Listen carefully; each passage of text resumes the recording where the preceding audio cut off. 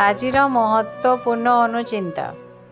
Number 1, अन्य लोकंक मुदी केबे भी मागी करी पिंधिबा उचित नुहे। यह अशुभ होता है एवं कौनसी समस्या देखा देबार संभावना रही थाए।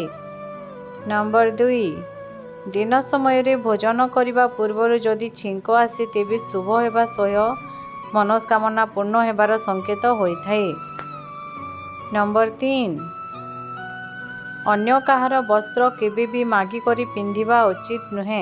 यह अशुभ होता है एवं दुर्भाग्य देखा देबा सहित स्वास्थ्य समस्या देखा दे थाए।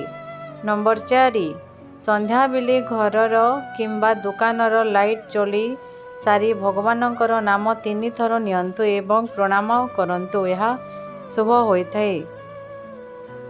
नंबर 5, घर ठाकुरंक पूजा सकाल 5टा ରୁ 8टा मध्य करंतु। घरे सुख समृद्धि होता है एवं घर ठाकुरंक पूर्व को मोह करी पूजा करंतु।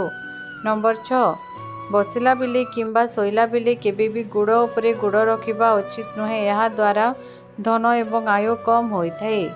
नंबर 7, रज संक्रांति दिन आपणक घरर द्वार मुहरे हलदिया चिता उपरे एक लाल चिता आंकंतु। यह एक वर्ष पर्यंत शुभ फल प्रदान करिथाए।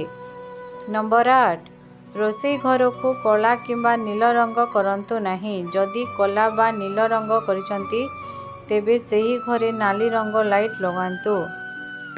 नंबर 9, पूजा करिबा बेले पुरुष माने माँ दुर्गा को फोटो बा मूर्ति रे सिंदूर लगेबा उचित नुहे। नारी माने हनुमान को फोटो बा मूर्ति रे सिंदूर लगेबा उचित नुहे।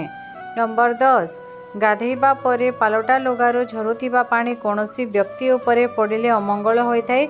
एथिप्रति सतर्क हेबा आवश्यक। नंबर 11, सकाल उठिबा परे प्रथमे उत्तर दिग को किछि पाद चलिबा उचित। यह अत्यंत शुभ हेबा सहित उन्नतिर मार्ग खोलिथा एवं धन प्राप्ति संभावना होता है। नंबर 12, वास्तु अनुसार सूर्योदय हेबा पूर्व पानी रे समुद्र लुण मिसाई घर पोछिबा द्वारा अशुभ दूर होता है एवं घर सुख समृद्धि होता है। नंबर 13, सकाल उठिबा परे गाधेइबा द्वारा मनरो खराब विचार दूर होता है एवं अलस्य दूर हेबा सहित आयु वृद्धि होता है। नंबर 14, सकाल समय रे आधा घंटा सूर्यंक किरण रे बिताइबा उचित। यह द्वारा शरीर रे विटामिन डी र आवश्यकता पूर्ण होता है जहाँ फल रे शरीर रे हाड़ मजबूत होता है।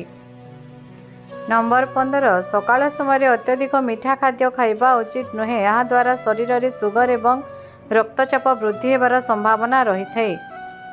एमिति भल भल वीडियो देखिबा पई आम चैनल को लाइक शेयर एंड सब्सक्राइब कर दियंतु। जय जगन्नाथ।